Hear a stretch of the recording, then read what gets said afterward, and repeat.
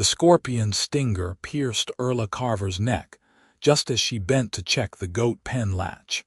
And for one terrible second all she felt was a pinprick of cold before the fire began spreading through her veins like molten iron.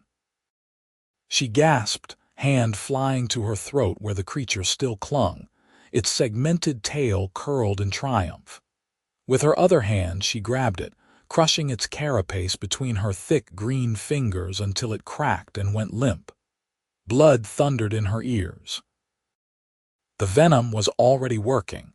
She could feel it, a tingling numbness racing down her shoulder even as burning pain radiated outward from the wound. Her vision blurred at the edges. Through the gathering haze, she saw movement near the fence line.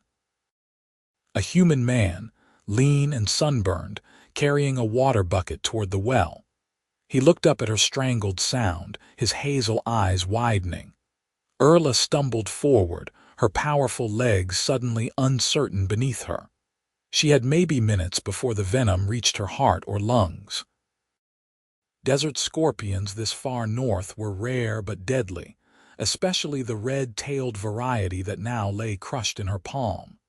She dropped it and reached for the human, her vision narrowing to a tunnel. "Help," she managed, the word thick on her tongue. Her tusks made speech difficult at the best of times, and now her mouth felt full of wool. The man dropped his bucket and ran toward her, water sloshing across the dusty yard of the homestead she had been scouting for the past 3 days. She should not have come here.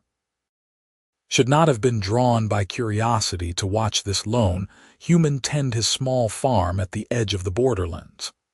But she had watched him anyway, morning after morning, as he worked his fields with patient hands and sang to his animals in a voice that carried across the valley. Now those same hands caught her as her knees buckled. What happened?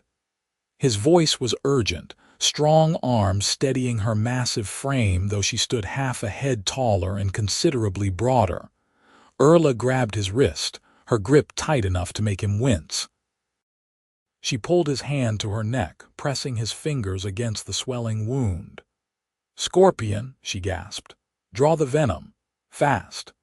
His eyes met hers and she saw the flash of decision cross his face.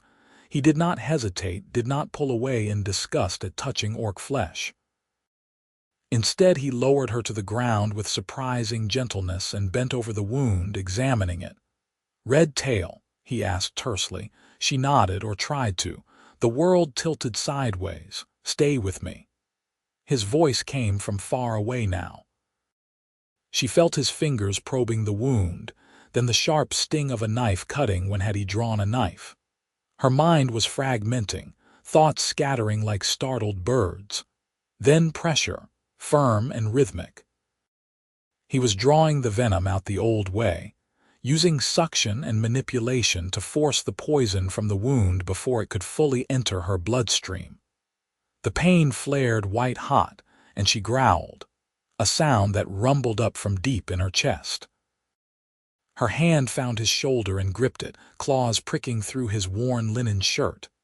I know," he murmured between applications. "Almost there. Stay awake, do you hear me? What is your name?" "Erla," the word slurred. "Erla, good, I am Orion, Orion Vale. You are going to be fine, Erla. I have done this before. Stay with me." His voice became her anchor as the venom tried to drag her down into darkness. She focused on it, on the rhythm of his words and the steady pressure of his hands. Time stretched and warped. It might have been moments or hours before the worst of the burning began to fade, leaving behind a bone-deep ache. When her vision finally cleared enough to see properly again, she found herself lying on a blanket in the shade of his small house, her head pillowed on something soft. Orion knelt beside her, his face drawn with concentration as he applied a poultice to her neck. "There," he said quietly. "The worst is past. You are strong, that helped. A human would have died before I could draw half of it." Erla tried to sit up and he pressed a hand gently to her shoulder. "Not yet. Give it time. You need to rest or you will make yourself sick." She stared at him, this human who had saved her life without question. His face was honest and open, weathered by sun and wind, with lines at the corners of his eyes that suggested he smiled often. His hair was the color of wheat at harvest, pulled back in a short tail at his nape. He wore the simple clothes of a farmer, homespun shirt and trousers, both mended in places, and boots that had seen many seasons.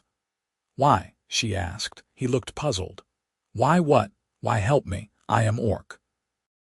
Something flickered across his face, surprise perhaps, or sadness. "You needed help," he said simply. "What else matters?" No one had ever said anything like that to her before. In her clan, strength was everything, weakness was despised. And humans saw orcs as monsters to be driven away or killed. Yet this man had touched her, tended her, saved her life as naturally as he might have helped a neighbor. "You were watching me," Orion said, and there was no accusation in his voice, only curiosity. "For 3 days now. I saw you in the ridgeline at dawn and sometimes near the creek at dusk. I wondered when you would decide what you wanted." Heat flooded Erla's face, and she was grateful that her green skin hid the blush. I did not mean. It is all right." He sat back on his heels, studying her with those steady hazel eyes. "You move quietly for someone so large, but the goats noticed you, and goats always tell. Their ears turn toward what they find interesting." Despite everything, Erla found herself smiling slightly, an expression that bared the edges of her small tusks. Clever goats. They have their moments. Orion reached for a waterskin and offered it to her. "Drink. You need to replace what you lost." She took it carefully, mindful of her claws on the soft leather, and drank deeply. The water was cold and sweet, probably drawn fresh from the well that morning. When she finished, she found Orion still watching her, his expression thoughtful. "You can stay," he said, "until you are fully recovered. I have a spare room. It was my brother's before he married and moved to the valley. It is not large, but the bed is sturdy and the door has a lock if you want privacy." Erla's breath caught. "You would let me into your house? You can barely walk." Where else would you go? Nowhere. That was the truth of it. She had left her clan 6 months ago after her mother died, unable to bear the constant fighting and raiding that was their way. She had wandered since, keeping to the wild places, avoiding both humans and orcs. She had no home to return to. "I will not hurt you," she said, needing him to understand. "I am not like the war bands, I know." Orion's voice was quiet. "War bands do not spend 3 days watching a man feed his chickens. You were curious, not hunting. There is a difference." He stood and offered her his hand. After a moment's hesitation, Erla took it, letting him help her to her feet. The world swayed and she gripped his shoulder for balance. He was stronger than he looked, steadying her easily despite their size difference. "Come on," he said. "Let's get you inside before you fall on me. You outweigh me by at least 80 pounds. The laugh surprised her. It came out as a short huff of breath, but it was genuine. When was the last time she had laughed? Orion's house was small but well kept, with whitewashed walls and a sturdy thatch roof. Inside, the main room held a stone hearth, a table with 2 chairs, shelves lined with preserves and dried herbs, and a neat stack of firewood. Everything spoke of careful attention and honest work. The spare room he showed her to was indeed small, barely large enough for the straw tick bed and a simple chest, but it was clean and smelled of lavender. "Rest," Orion said from the doorway. "I will bring you food in a while. Your body needs strength to finish fighting the Venom." Erla sank onto the bed, which creaked under her weight but held. "Orion," she said as he turned to go. He looked back. "Thank you." His smile was sudden and warm, transforming his whole face. "You are welcome, Erla Carver," she blinked. "I did not tell you my family name. Your belt buckle." It has a carving of a chisel and mallet, the carver's mark, I guessed. He paused. My brother was a soldier on the border for 5 years. He told me about Orc clan names, how they reflect what the family does or did. Are you a woodcarver? My mother was. My grandmother before her. Erla touched the buckle, a simple thing she had made herself in imitation of her mother's work. I have some skill with it. Then perhaps you can show me when you are well. I have never seen Orc carving up close. He left before she could respond, closing the door gently behind him. Erla lay back on the bed and stared at the ceiling beams, her mind racing despite her exhaustion. This human, this Orion Vale, was not what she had expected. He was kind where others were cruel, curious where others were fearful, and he had saved her life without a moment's hesitation. She could not make sense of it. Sleep claimed her eventually, dragging her down into dreams of desert scorpions with red tails and hazel eyes, and a voice that sang to goats in the morning light.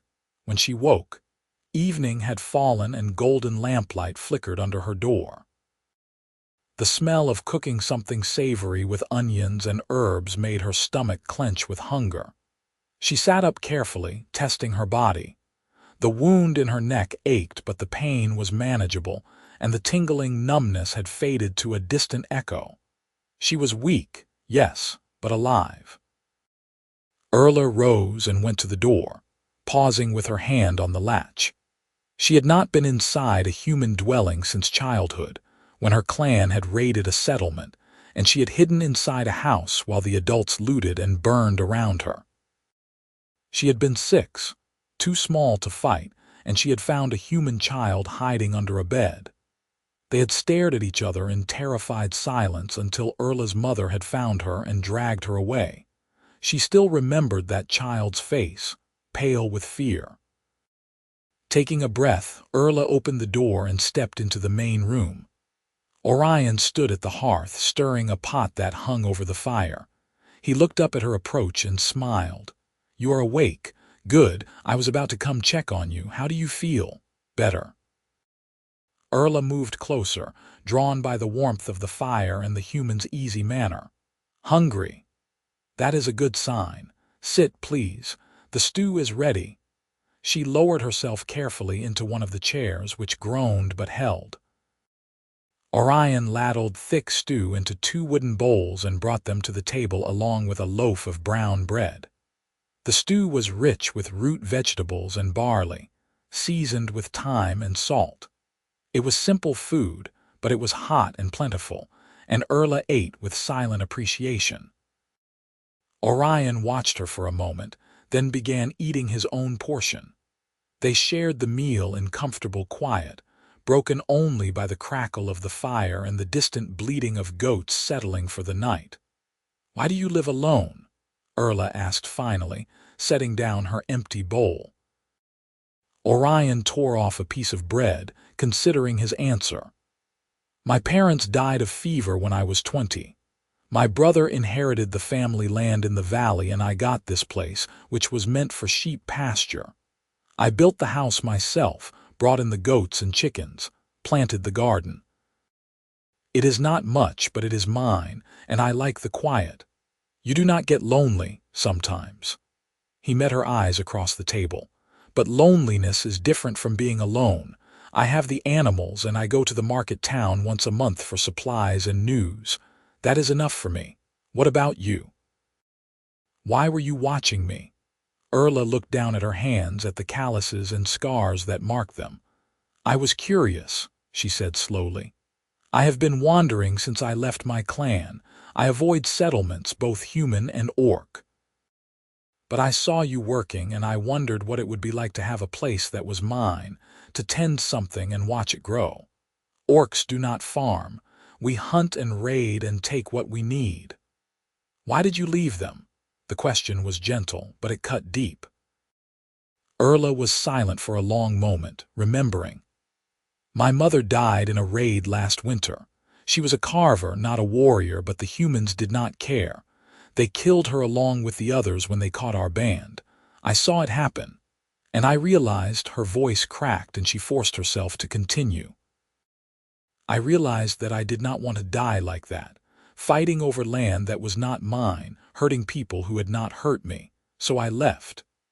Orion reached across the table and after a moment's hesitation, placed his hand over hers. His palm was warm and rough with work. I am sorry about your mother. Erla stared at their joined hands, green and brown, rough and rougher. No one had touched her with kindness since her mother's death. Orc culture did not encourage gentleness. Thank you, she whispered. They sat like that for a breath, then two. Then Orion squeezed her hand gently and withdrew, rising to clear the table. Erla watched him work, moving with the practiced efficiency of someone accustomed to solitude. He washed the bowls in a bucket of water, banked the fire and checked the door latch. You should rest more, he said. The venom may be mostly gone, but your body is still recovering. Take tomorrow to regain your strength. And then, he paused, and then you decide what you want to do. You are welcome to stay as long as you need, but I will not keep you if you want to go. Erla nodded slowly. She did not know what she wanted, except that the thought of leaving made her chest tighten in a way she did not quite understand. She returned to the small room and lay awake for a long time, listening to the sounds of Orion settling for the night in the room beyond. The house creaked and sighed around her like a living thing. It felt safe. It felt like something she had been searching for without knowing it. The next morning she woke to the sound of Orion singing. His voice drifted through the walls, carrying a melody she did not recognize, but that made something in her chest ache with its simple beauty. She rose and dressed, running her fingers through her dark hair to tame it, and emerged to find the main room empty and the door standing open to the morning. Outside, the air was cool and sweet with the smell of grass and animals. Orion stood in the goat pen, forking fresh hay into the feeding troughs while the goats milled around his legs, bleating hopefully. He looked up as Erla approached and waved. Good morning.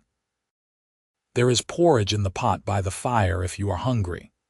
Erla served herself and ate standing in the doorway, watching him work. He moved with an easy grace, speaking to the goats as if they could understand him. Perhaps they could in their own way. They certainly seemed content.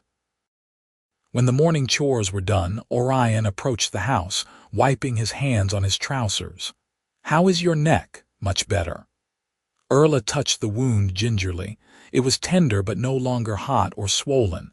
Your poultice worked well. My mother's recipe, she was good with herbs. He studied her for a moment. Would you like to see the rest of the farm? It is not large, but I am proud of it. They spent the morning walking the boundaries of Orion's land. He showed her the vegetable garden with its neat rows of beans and squash and onions, the small orchard of apple trees he had planted 3 years ago, the creek that provided water and marked the eastern edge of his property. He talked as they walked, explaining his plans for a second goat shed and his hope to try planting wheat next spring. Erla listened and asked questions, drawn into his vision despite herself. He spoke of the land with love, as if it were a living thing that responded to care and attention. It was so different from the orcish way, where land was something to be claimed and defended but never truly tended. You have built something good here, she said as they stood beside the creek, watching the water dance over smooth stones. Orion turned to her, his expression suddenly serious. I have tried, but it is lonely sometimes doing it all alone. It would be easier with help, better even. Something in his voice made her heart beat faster. What are you saying? He met her eyes steadily. I am saying that if you wanted to stay, not just for a few days but longer, I would welcome it. I could teach you about farming and you could teach me about carving. We could help each other. I am an orc, Erla said, though the words felt hollow even as she spoke them. People will talk. They will come after you. Let them talk. The nearest farm is 3 miles away and the market town is a day's walk. No one comes here unless I go to them. And if they do come, well, he smiled slightly. I think you can defend yourself and I am not without skills. We would manage. Erla wanted to say yes. The word sat on her tongue, sweet as honey, but fear held it back. You do not know me, I could be dangerous. I could you? Orion took a step closer. You have been here a day and a night and you have done nothing but recover and share my food. You watched me for 3 days without ever threatening me, and when you needed help, you asked instead of taking. That tells me what I need to know. It is not that simple.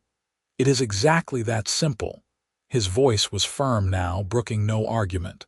I have been alone for 5 years, Erla. I am tired of talking to goats. And you left your clan because you wanted something different. Maybe this is what we both need. A chance to build something new together. Together. The word hung in the air between them, full of possibility and promise. Erla looked at this human man with his honest eyes and his patient hands, and she felt something crack open in her chest, something that had been locked tight since her mother died.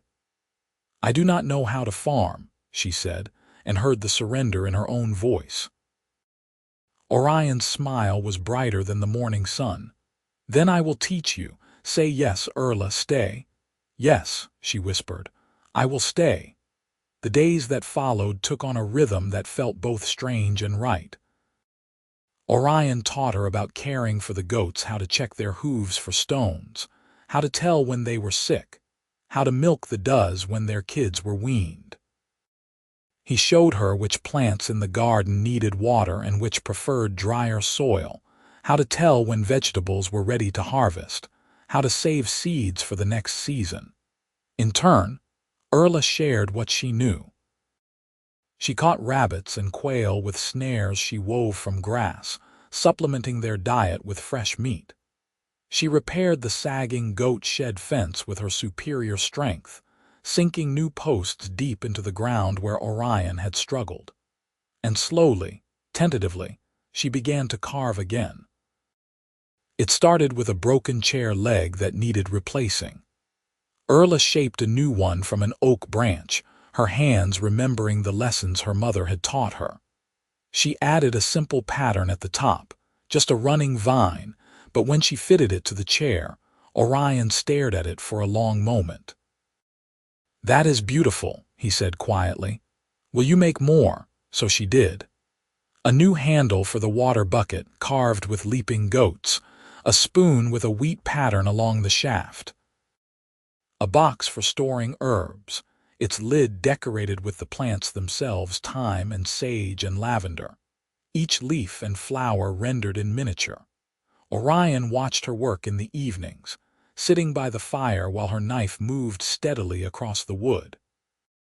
Sometimes he would read aloud from his small collection of books, his voice filling the quiet house with stories of far-off lands and ancient heroes. Sometimes they just sat in comfortable silence, each absorbed in their own task. The weeks turned into months. Summer ripened into autumn, painting the valley in shades of gold and crimson. They worked together to harvest the garden, filling the root cellar with potatoes and turnips and squash. Orion taught Erla how to make preserves, and she proved surprisingly good at it, her strong hands ideal for the hard work of stirring and sealing. They made apple butter from the orchard's small crop, sweet and spiced with cinnamon Orion bought at market. It was at market that the first real trouble came. Erla had stayed at the farm while Orion made his monthly trip to town, not wanting to cause him problems. But when he returned in the late afternoon, his face was troubled and there was a bruise darkening his jaw. What happened? Erla demanded, dropping the wood she had been splitting. Orion dismounted from his horse and began unloading supplies, not meeting her eyes. Nothing. A disagreement. Someone hit you. It does not matter. Erla caught his arm, turning him to face her. Tell me. He sighed, and in his eyes she saw a weariness that went bone deep. Someone saw me buying extra supplies. They asked if I had company, and I said yes. Word got around. By the time I was ready to leave, half the town knew I had an orc staying with me. Some of them were not happy about it. Ice flooded Erla's veins. They hurt you because of me. One man threw a punch. I blocked it poorly. Orion touched his jaw and winced. But Erla, listen to me. I do not care what they think. This is my land, my home. You are welcome here for as long as you want to stay. Their opinions mean nothing. They could come here. They could burn your house, hurt your animals. They could, but they would not dare. My brother is a respected veteran, and he would raise hell if anyone touched me. They know that. They can gossip and disapprove all they want, but they will not act. Erla wanted to believe him, but fear clawed at her throat. She had seen what humans did to orcs they considered threats. She had watched her mother die. Maybe I should go, she said quietly, before this gets worse. Orion's hands came up to frame her face, gentle despite the urgency in his touch. No, do not go, please, Erla, I cannot, his voice cracked. I do not want to be alone again, not now, not after I have had this. Had what? You. The word was simple, but it struck her like a thunderbolt. These months with you have been the happiest of my life. Coming home to a warm house, sharing meals, laughing at your jokes even when they are terrible. Having someone who actually cares if I am tired or hurt or happy. I do not want to give that up because some narrow-minded fools in town cannot see past your tusks. Erla stared at him, her heart hammering against her ribs. Orion, I know it is complicated. I know there are 100 reasons why this is impossible, but I do not care about any of them. His thumbs brushed across her cheeks, and she realized with shock that her eyes were wet. Stay, Erla, please stay. I am afraid, she whispered. The admission cost her, but it was the truth. I am afraid of losing this, of losing you. Then we will be afraid together. But we will not give up without a fight. She kissed him then, leaning down to press her lips to his with all the desperate longing that had been building in her chest for months. He tasted like road dust and determination, and he kissed her back with a fierceness that stole her breath. His arms came around her, holding her close despite their size difference, and for a long moment the world narrowed to just the two of them. Two people who had found each other against all odds. When they finally parted, both breathing hard, Orion rested his forehead against hers. I love you, he said. I think I have loved you since you grabbed my hand and demanded I save your life. You are the bravest, strongest, most stubborn person I have ever met, and I do not want to spend another day without you. I love you too. The words came easier than she expected. I did not know I could feel like this. My people do not speak of love this way, but you have shown me something different, something better. I want to stay. I want to build a life with you. They stood there in the yard as the sun sank toward the horizon, holding each other while the goats bleated their evening song and the chickens settled on their roosts. The world was vast and often cruel, but in that moment, it felt small and safe, reduced to the space between two beating hearts. The trouble, when it came, arrived not from the town but from Erla's own past. It was a cold morning in late autumn when she heard the war horn echoing across the valley. She knew that sound, had heard it countless times during her years with the clan. Raiders. Her people, coming down from the high country to take what they needed before winter closed in. Orion heard it too. He emerged from the goat shed, his face pale. What is that? A war band. Erla's voice was grim. Orcs, probably 20 or 30 strong. They will hit every farm in the valley, taking food and animals. Anyone who resists will be killed. We have to warn people. There is no time. They move fast and they know how to cut off escape routes. The only thing we can do is defend what is ours and hope they pass us by. But even as she said it, Erla knew they would not be so lucky. The farm was visible from the ridgeline, and any scouting party would mark it as a target. They had perhaps an hour, maybe less, before the raiders arrived. They worked quickly, driven by urgency and fear. Orion pulled boards and tools from the shed, and they barricaded the doors and shutters, turning the small house into a fortress. Erla checked her weapons, a knife and a short axe she had made from materials around the farm, and wished desperately for the spear and shield she had left behind when she fled her clan. "If it comes to fighting," Orion said, loading his bow with hands that shook only slightly, "I can hold them for a while.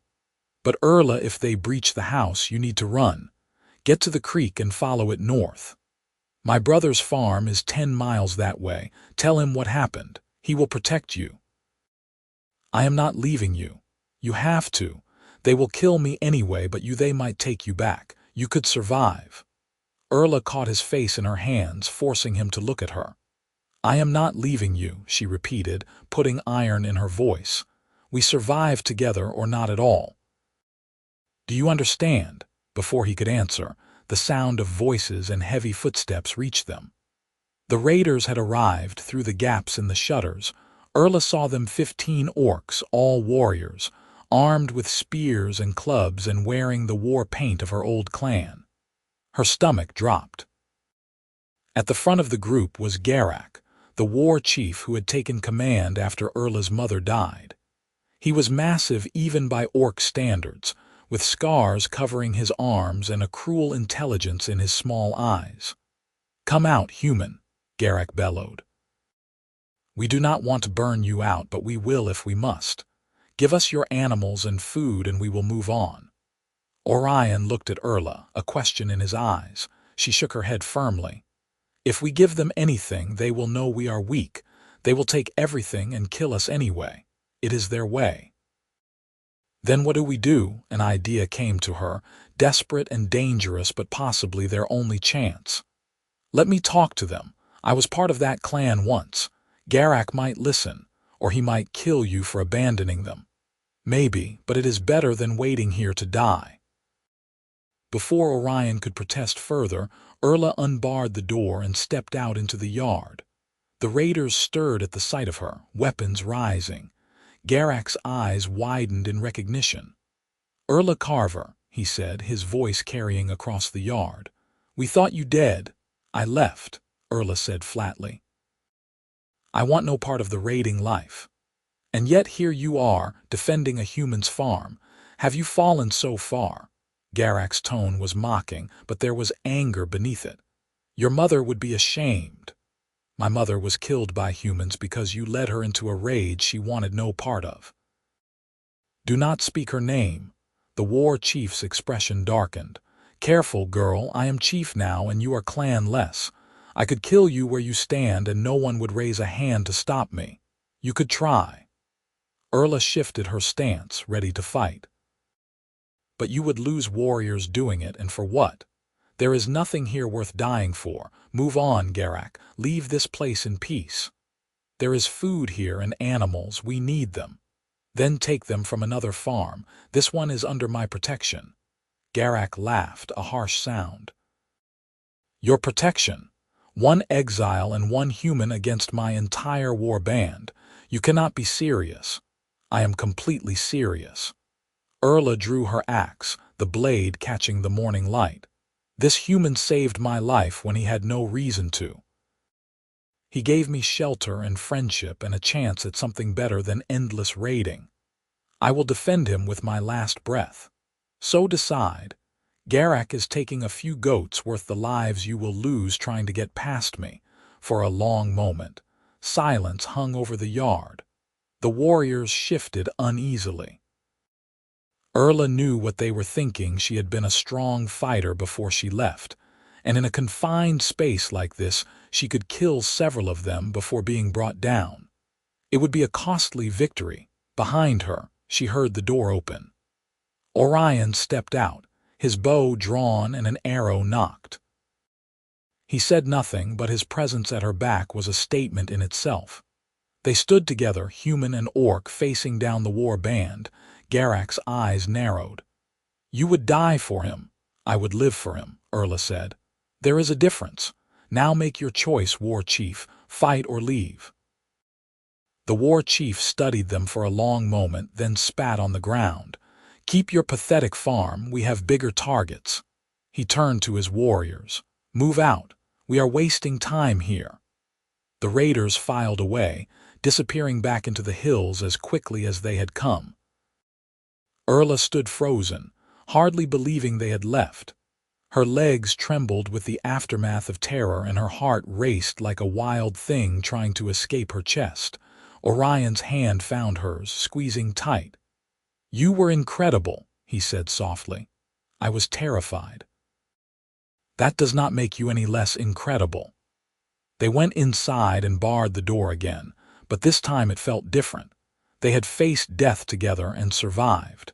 They had chosen each other over safety, over reason, over everything the world said should keep them apart. That night, as they lay together in Orion's bed, their bed now, truly Erla traced the line of his jaw with one gentle finger. "We cannot stay here," she said quietly. "Garak let us go today, but next time he might not be so generous. And the people in town will only get more hostile as winter comes and they have time to brood." "I know." Orion caught her hand and kissed her palm. "I have been thinking. My brother wrote to me last month. He and his wife want to move south, closer to her family. He offered to sell me his farm in the valley.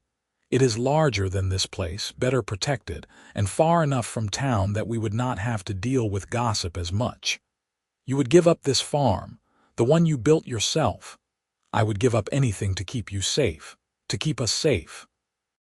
He pulled her closer until she was curved against him, her head tucked under his chin. "We could make a good life there, Erla, together. We could farm and carve and raise goats and be happy.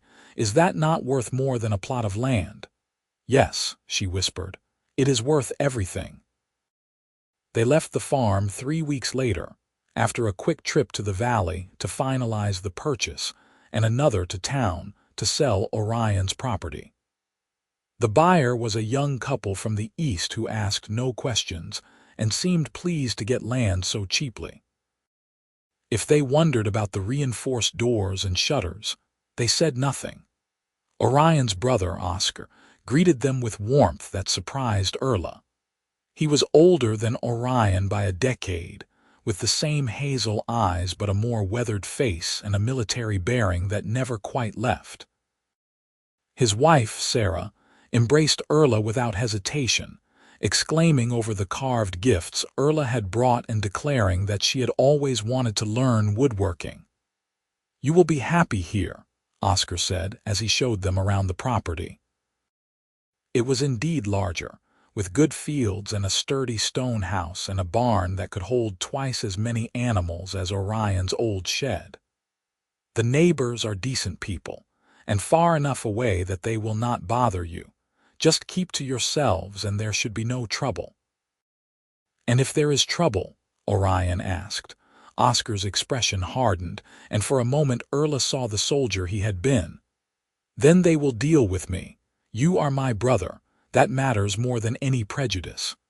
They settled into the valley farm as autumn turned to winter. It was hard work, learning the new land and preparing for the cold months, but they did it together. Orion taught Erla to read, spending long evenings by the fire with simple books until she could puzzle out words on her own. Erla taught Orion the songs her mother had sung while carving, wordless melodies that seemed to help the knife find its path. On the shortest day of winter, when snow lay thick on the ground and the world was quiet and white, Orion took Erla's hands in his. "I want to marry you," he said simply. "I know it will not be legal, not in any human town or orc clan, but I do not care about their laws. I want to pledge myself to you before whatever gods might be listening. Will you be my wife, Erla Carver?" She kissed him instead of answering, pouring everything she felt into that kiss, love and gratitude and fierce joy. When they parted, she was smiling so wide her tusks showed fully. "Yes," she said, "I will be your wife, Orion Vale."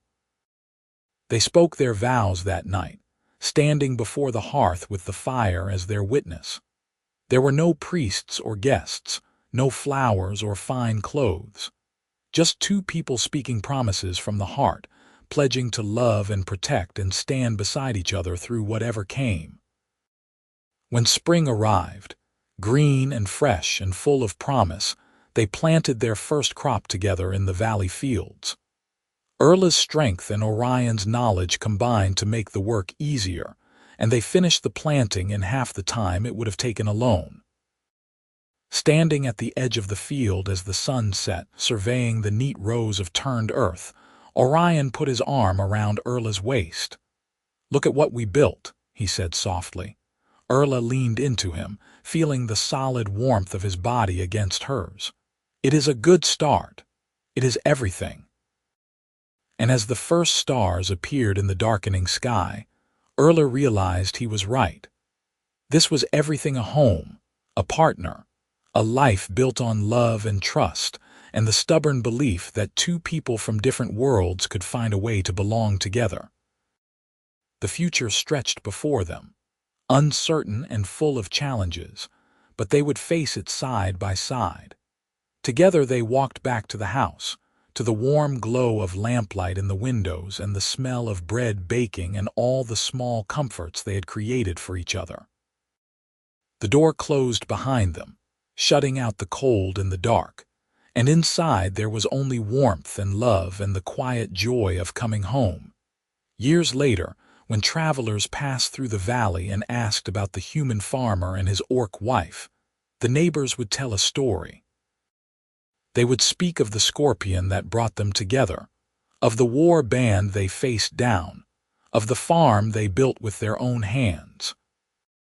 They would say that sometimes, on warm summer evenings, you could hear singing from that farm two voices blending together in the old songs, one deep and one higher, creating something new from the joining of two melodies. And if the travelers seemed skeptical, if they wondered how such a thing could be possible, the neighbors would only smile and say that love makes its own rules. Some bonds are stronger than prejudice, stronger than fear, stronger even than the barriers between peoples who were meant to be enemies. The farm prospered. The crops grew tall and golden. The goats multiplied and the orchard bore sweet fruit. And in the heart of it all were Erla and Orion, working side by side through every season, their love deepening with each passing year until it became as much a part of the landscape as the creek that marked the eastern boundary or the mountains that rose in the distance. They were happy. Against all odds, despite every obstacle the world had placed in their path, they were happy. And that happiness radiated outward, touching everyone who knew them, proving that connection and understanding could bridge any divide. When Erla carved now, she added new patterns to the old ones her mother had taught her: wheat sheaves intertwined with oak leaves, human and orc motifs blending seamlessly. She made furniture for their home and gifts for their neighbors, each piece a testament to the life they had chosen. Orion sold her work at market, and slowly, grudgingly, people began to appreciate the artistry regardless of who had created it. The prejudice never fully disappeared. There were always those who looked at Erla with suspicion or treated Orion with contempt for his choice. But they learned to weather it together, finding strength in their unity. And gradually, very gradually, their persistence began to change minds. Other interspecies couples found courage in their example. A half-orc child born in the next valley was welcomed rather than shunned. Small changes, perhaps, but meaningful ones. On their 5th anniversary, Erla woke before dawn and slipped out of bed without waking Orion. She went to the workshop behind the house and retrieved the piece she had been secretly carving for months: a chair made from oak. its back carved with a scene of a man and an orc woman standing together, hands joined, facing a sunrise. Every detail was perfect, from the individual leaves on the trees behind them to the expression of determined hope on both faces. She carried it into the house and placed it beside the hearth, then returned to bed and waited for Orion to wake. When he found it an hour later, he stood staring at it for so long that Erla worried she had misjudged. Then he turned to her with tears streaming down his face. "It is beautiful," he managed. "It is us. It is our story," Erla said, coming to stand beside him. "So we never forget where we started." He pulled her close, and they stood together looking at the carved chair, at the testament to their love and survival. Outside, the sun climbed higher, painting the valley in shades of gold. The goats called their morning greeting. The land waited for their attention, full of work and promise. It was not the life either of them had imagined when they were young. It was better. They had found each other in the space between worlds, had built a home in the borderlands where their peoples met. And in doing so, they had proven that love could transcend any boundary, any prejudice, any barrier that fear and hatred tried to erect. The scorpion that stung Erla's neck all those years ago had been meant to kill her. Instead, it had brought her to Orion, had given her a reason to trust and a chance to love. What had seemed like an ending had been a beginning. And now, standing in the home they had made together, surrounded by evidence of their shared life, Erla understood something her mother had once tried to teach her, that the best stories are not about where you come from, but about who you choose to become and who you choose to stand beside. She had chosen Orion. He had chosen her. And that simple choice, repeated every day in 1,000 small ways, had changed everything. Their story would continue season after season, year after year. There would be more challenges, more moments of fear and doubt. But they would face them together, as they had faced everything else.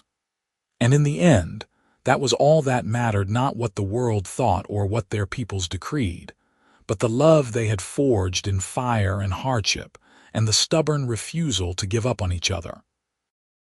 The future was theirs, bright and unwritten, full of possibility. And as Orion took her hand and led her outside to begin the day's work, Erla smiled, her tusks catching the morning light, and knew with absolute certainty that she was exactly where she belonged: home.